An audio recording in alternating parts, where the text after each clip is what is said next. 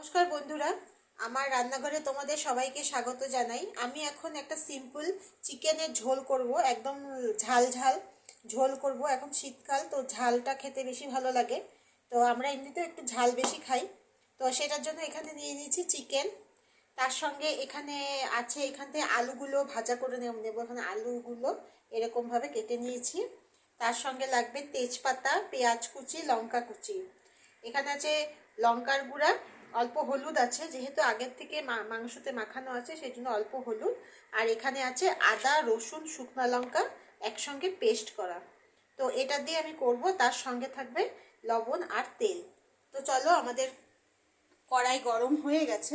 তো আমি এখানে প্রথমে তেল দিয়ে দেবো।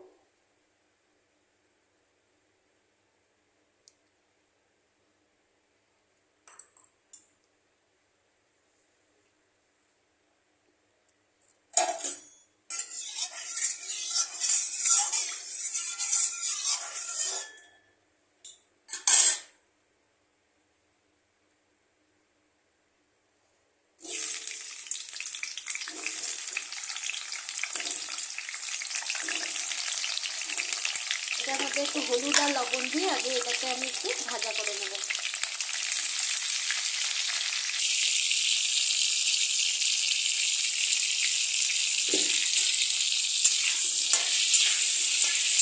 গ্যাসটাকে বাড়িয়ে দেবো। গ্যাসটাকে বাড়িয়ে আলুগুলোকে ফ্রাই করে নেব।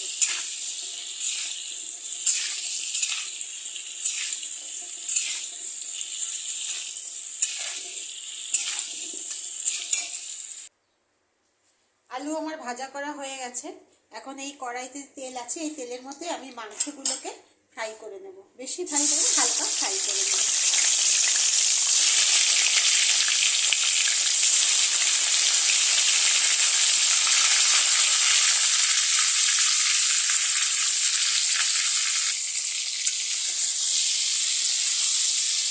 গ্যাসের আঁচটাকে বাড়ানোই থাকবে। গ্যাসের আঁচটা বাড়ালে একটু ফ্রাই হবে। এটা বেশি ফ্রাই করবো না, জাস্ট একটু হালকা করে ফ্রাই করে নেব।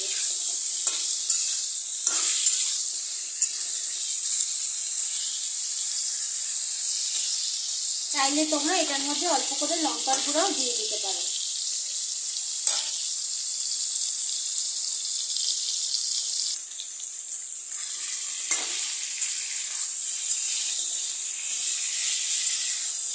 আর একটু ফ্রাই হবে।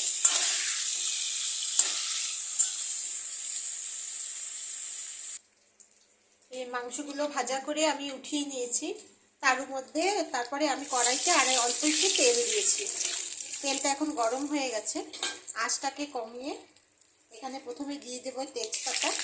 তার সঙ্গে দিয়ে দেবো পেঁয়াজ কুচি আর লঙ্কা কুচি একসাথে। একটু কাঁচা লঙ্কা কুচিটা দিলে কি হয়, একটা কাঁচা লঙ্কার ফ্লেভার আসে, একটা গন্ধ আসে। তো সেটা খেতে মানে খুব ভালো লাগে আর কি।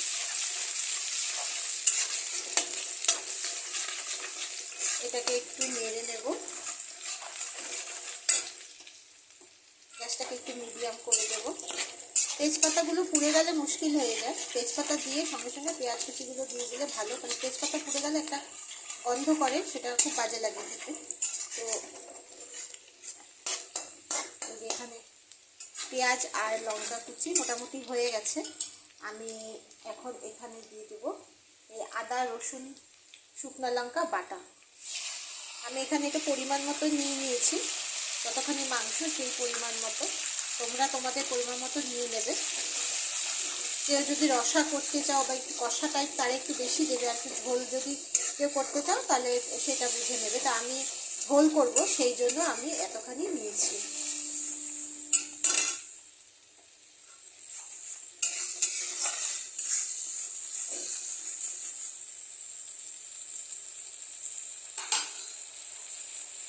মশলাটাকে একটু 1-2 মিনিট একটু কষিয়ে নেব।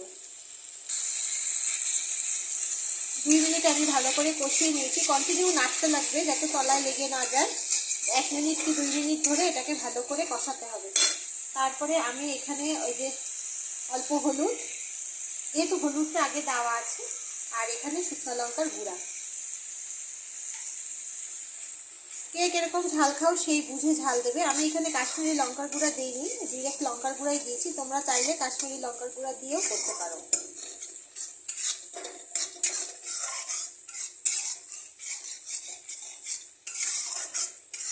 এখন এটাকেও আমি 1-2 মিনিট নাড়িয়ে নেব।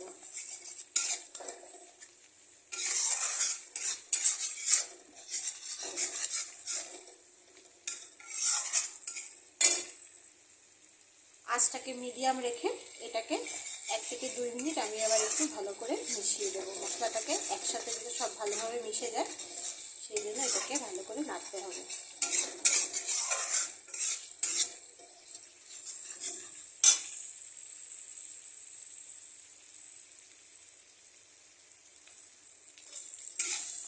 আমি 2 মিনিট এটাকে কষিয়ে নিয়েছি ভালো করে।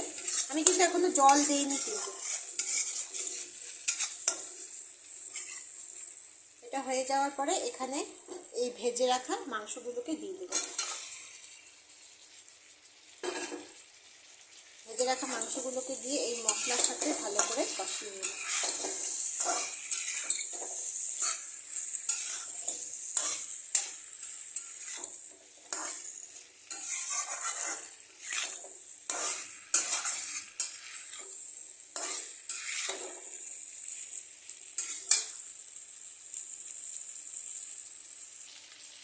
মাংসটাকে আমি ভালো করে কষিয়ে নিয়েছি। এখন এটার মধ্যে আলুগুলো দিয়ে দেবো। অনেকে আলুগুলো আরও পরে দেয়, আমি এখন দিয়ে দিই কেন আলুগুলো খুব সুন্দর নরম হয়ে যায়, সিদ্ধ একদম হয়ে যায়, খেতে আরও বেশি ভালো লাগে। আর একটু ঝোলের মধ্যে যদি একটু গলে গলে যায় আলুগুলো তাহলে খেতে আরও ভালো লাগে। তো এটাকে আলু দিয়ে বেশিক্ষণ কষানোর দরকার নেই, মাংসটাকে ভালো করে কষিয়ে নিয়েছি। আলুটা দিয়ে অল্প নেড়ে আমি এখানে দিয়ে দিব এই যে কেটলিতে করে রেখেছি গরম জল। মাংসতে সবসময় গরম জল দেবেন, কারণ মাংসতে গরম জল না দিলে, ঠান্ডা জল দিলে মাংসের স্বাদটা নষ্ট হয়ে যায়। সেই জন্য চিকেন হোক মটন হোক গরম জল দেওয়ার চেষ্টাই করবেন। আমি যতটা পারি গরম জল দেওয়ার চেষ্টা করি। অন্য রান্নাতেও আমি মোটামুটি গরম জলই দিই। এখন দিয়ে দেবো অল্প মিষ্টি।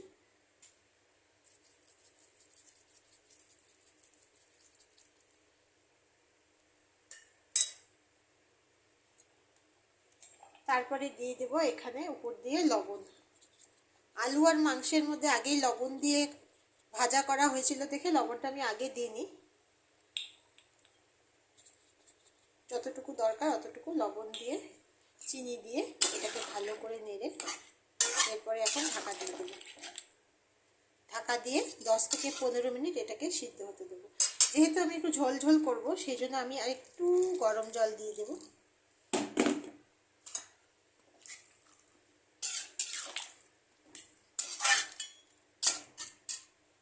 আচ্ছা, এখন আমি এটাকে ঢাকা দিয়ে দেব। ঢাকা দিয়ে 15 মিনিট, 10 থেকে 15 মিনিট আমি এটাকে মিডিয়াম থেকে একটু কম আঁচে দিয়ে সিদ্ধ করতে দেব।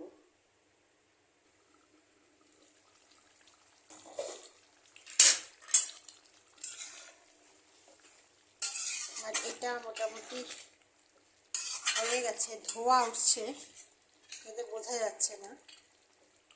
এটা আলু সিদ্ধ হয়ে গেছে, এই যে আলু সিদ্ধ হয়ে গেছে।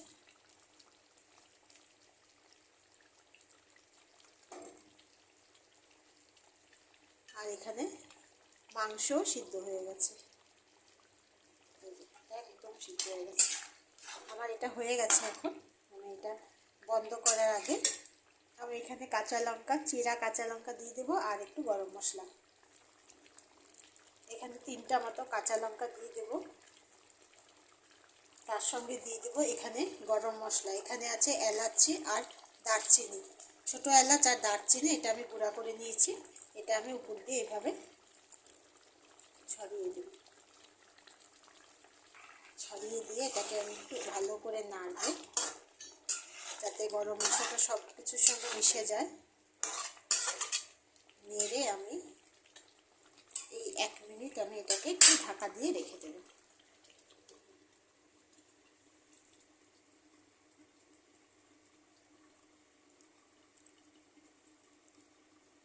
হয়ে গেছে আমার 1 মিনিট। এখন যেহেতু গরম মশলা দেওয়া আছে সেই জন্য আমি এটাকে খুলবো না, এটাকে ঢাকানা অবস্থাতেই রেখে দেবো 10 থেকে 15 মিনিট। 15 মিনিট পরে এটাকে খুলে গরম গরম ভাতের সঙ্গে পরিবেশন করব। আমার এটাকে যদি ভালো লেগে থাকে তাহলে লাইক, শেয়ার আর সাবস্ক্রাইব অবশ্যই করবে। তোমাদের লাইক, শেয়ার আর সাবস্ক্রাইবের অপেক্ষায় আমি থাকবো। আর ভালো লাগলে একটা কমেন্টসও দেবে কেমন লাগলো। আর তোমাদের অন্য ধরনের চিকেনের রান্নার রেসিপিও আমাকে পাঠাবে, আমি এখানে তোমাদের সাথে শেয়ার করব। তো তোমরা সবাই ভালো থেকো, আজকের মতো টাটা।